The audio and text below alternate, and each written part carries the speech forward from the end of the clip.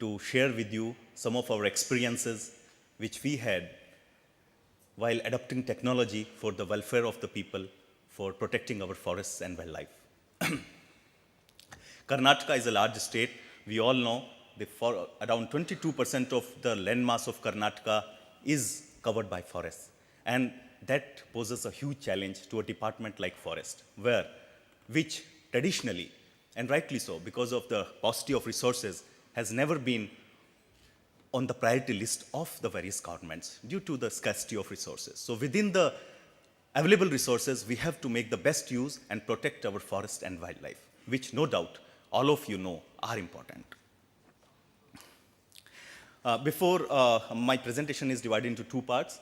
One, I just want to show there is an information communication technology cell in our forest department, which has been dealing with all this adoption of new technology and using it for the department.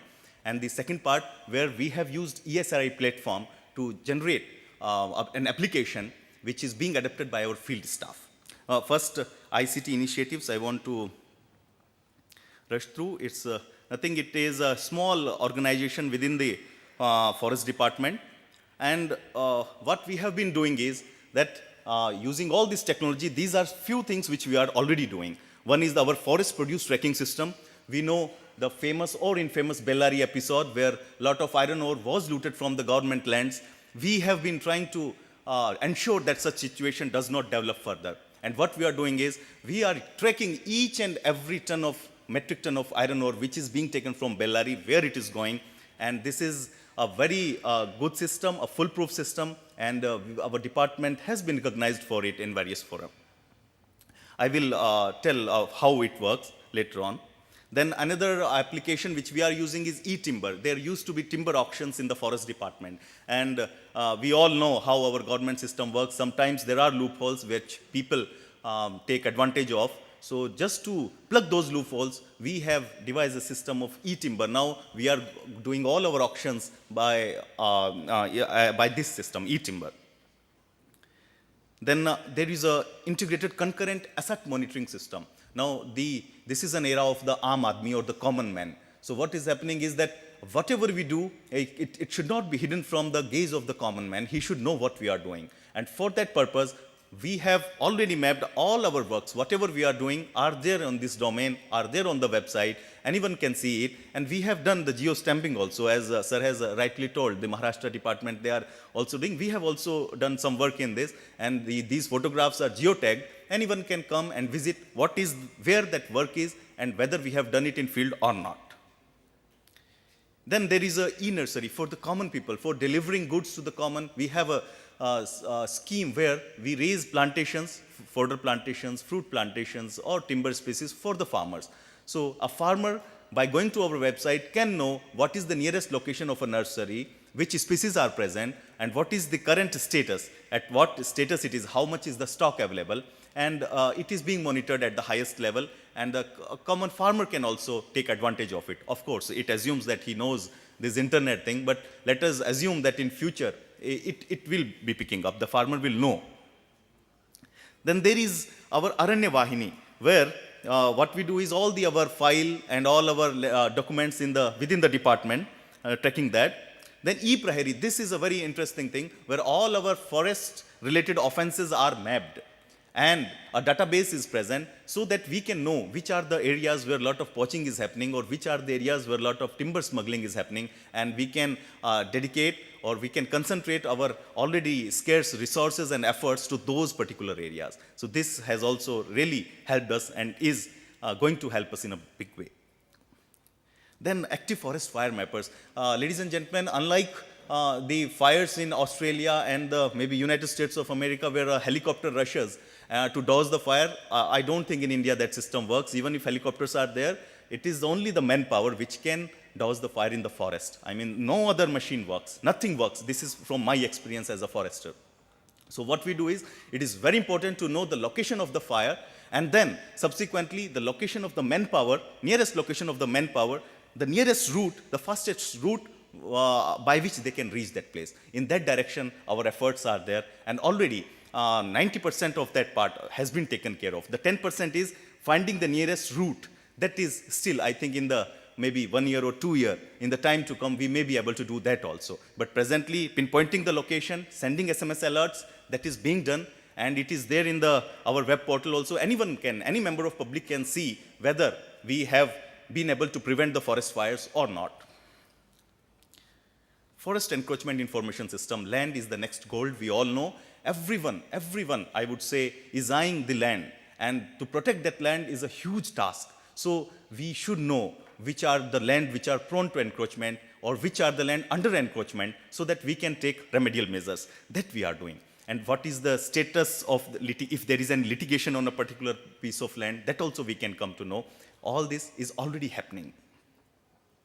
Then again, empowering the common man. Many people in Karnataka don't know what are the various rules governing if he wants to cut a tree on his own land, whether he has to take any permission or not, because there is a Tree Preservation Act in force in Karnataka and many other states, which restricts the cutting of trees. But some of the districts and some of the species are exempted. So this system empowers the common man to know if he needs to take any permission, and if he needs to take, in what way, so that he is not at the mercy of the local forest officials who may or may not help him. And most of the time it is may not. Geospatial query system, yes, this is also we are developing, and we are happy to say that we have been collaborating with various agencies, with ISRO also, and using the Bhuvan platform also, and where web-based, this is our web-based GIS information system for the whole department, which can be accessible by all our department officials. Know Your Forest is our another scheme where all the digitization of all the forest boundaries. We know we do have the digital maps with the revenue departments of all the survey numbers in a village. But there is a huge, error has crept in because of, as Sir rightly said, because we were not particular at which projection system we have to use, which maps we have to use. So during digitization process, the error have happened. So we are unable, there is a shift of almost 100 to 150 meters of the boundary. And 100 to 150 meters make a big difference when we are talking about a particular piece of land. So we are in the process of correcting it. We have signed a MOU, we are in the process of signing with the ISRO. And using maybe the Gagan data, we would be able to do it. Bhuvan, that also is a joint initiative.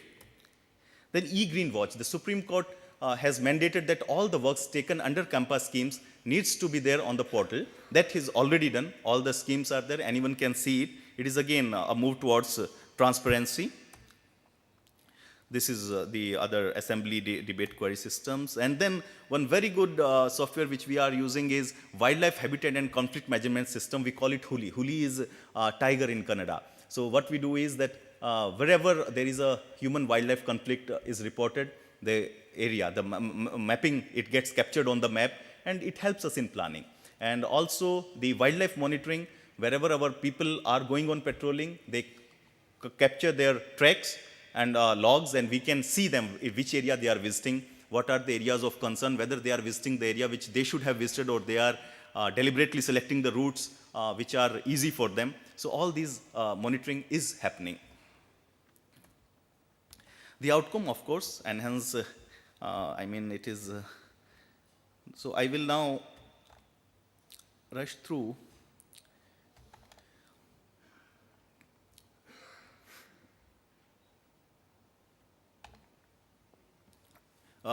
Forest surveillance system, some web-based GIS application which we are using.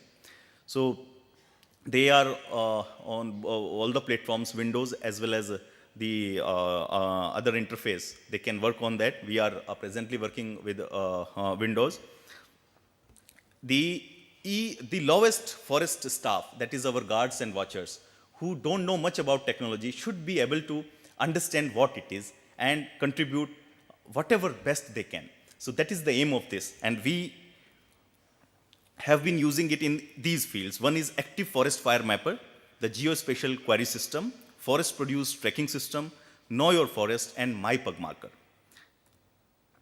Active Forest Fire Mapper is a tool which tells us exactly real-time fire occurrence. So we know there are some satellites which are sending the data. We are getting those data, and then an SMS is generated which goes to the forest manager there and tells him that so and so location there is a fire. He has to then go to the field, verify it. If his interventions are needed, if the fire is still there, he has to, manage it and then report what is the damage and what he has done. So it brings out the burnt area, time of occurrence, duration, kind of fire, and all these.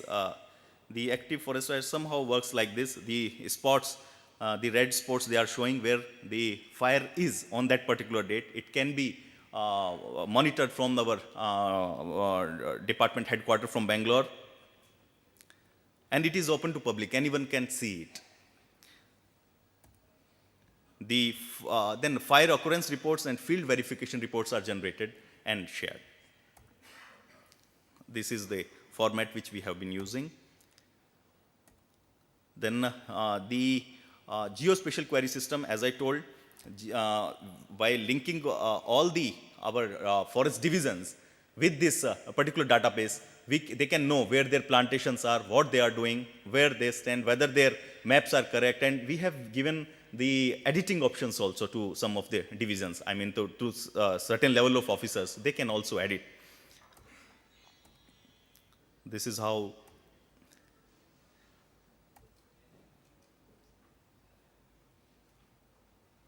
it is. As you were telling, the GIS next thing is web-based, and it is the online GIS application which we are into it in some way.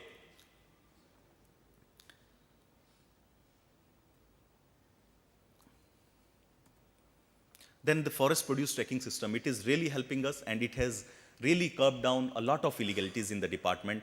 The exact permits, the time is mentioned, and within that time, the forest produce, the iron ore has to be moved from this place to that place. The route is mentioned. En route, there are checkposts where barcoded slip permits are given. They have to get it registered in those checkposts, and presently wherever that product is, we can track it online. And it gives all information, how many permits have been issued today, to whom. The routes are mentioned. You can track through whether he is following the route or not. And then the forest and non-forest land for planning, for the administrations, district administration, as well as the forest department, everyone needs, if a new facility has to come up, we know there is a Forest Conservation Act which tells that you cannot build certain infrastructures on forest lands. So we have to know whether this particular piece of land is a forest or not. It necessarily does not have a forest cover, but whether it belongs to forest department. For that purpose, this is for all the departments as well as the forest department to know. This is the scheme, and in the next phase, what we are now planning is, and it is, worth sharing to all of you, is that now we have been using our GPS. Now we have been told that the Gagan system is coming in a big way, and the accuracies which those who have tested it say are up to 2 meters. So if that comes, it would again open up a huge new and exciting area for all of us, for the planners, and in terms of land use and forest use, and for everyone. The accuracy of 2 meters is a very, very good accuracy, which without differential GPS also we can achieve that, without using differential GPS by the Gagan data. The My Pug Marker is a mobile application for field staff. They carry it wherever they go. There is a small app in the mobile. They can take a photograph. They can do some audio recording also, video recording also. Whatever their comments are there, they can put, and that automatically goes to the central servers, which is situated in Bangalore, and all the field information. If any crime is happening, if any wildlife death has occurred, or there is a situation, man-animal conflict, it can be tackled at that level. This is how it appears, My Pug Marker. And I think these are some of the ways by which the Karnataka Forest Department is trying to use technology to protect the forest and to serve people. We have a long way to go, no doubt, but the importance is that rather than duplicating the efforts, let us all come together and share with each other. That sharing will definitely help, and we can definitely achieve better results. Thank you. Thank you.